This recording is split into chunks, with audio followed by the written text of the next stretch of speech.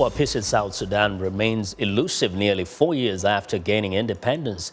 The Sudan People's Liberation Movement that led the way for independence in July 2011 is now divided and fighting for power.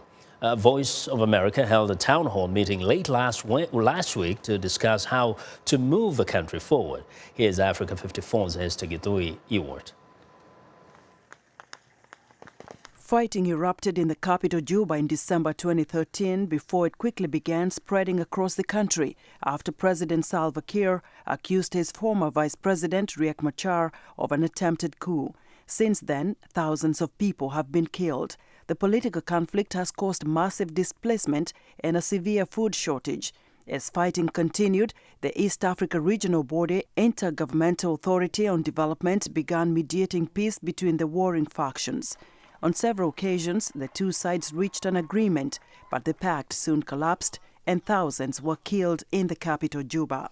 Among the participants in the town hall meeting was South Sudan's ambassador to the United States, Garang Ding Akwong. Akwong dismissed reports that thousands were killed in Juba. I was in Juba, and even during the conflict, I went to Bor, I went to Malakal, I went to Bentiu. I have seen everything. I speak from the experience. Yes, I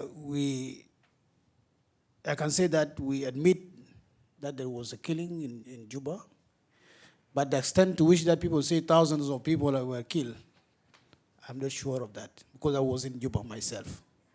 And there are no reports, even from the NGOs, who buried those who were killed. With thousands of South Sudanese fleeing to neighboring countries of Sudan, Kenya, Ethiopia and Uganda, hopes of a stable South Sudan are quickly fading, and many are hoping the East Africa Regional Bloc, IGAD, will step up its efforts to bring the warring sides to a lasting solution.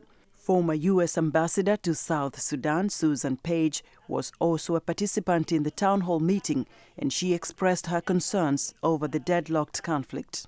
This war has really done a lot of damage, and that's one of the reasons why we think it's so important to have the Commission of Inquiry report released and to get to real justice and accountability issues. 2 months ago, IGAD and the international community set a deadline of March 5th for the two warring factions to broker a deal, but the fighting continues unabated, particularly in the oil-rich states of Upper Nile and Unity.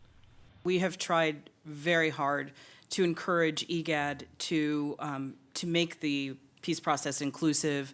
We've also encouraged them to travel to South Sudan, not just to Juba, but to actually listen to the population. We have, of course, encouraged gender diversity and representation. Same thing for for the delegations from both the government and the opposition. President Kiir has announced that elections will not be held until 2017. Both sides have agreed to work on a transitional government.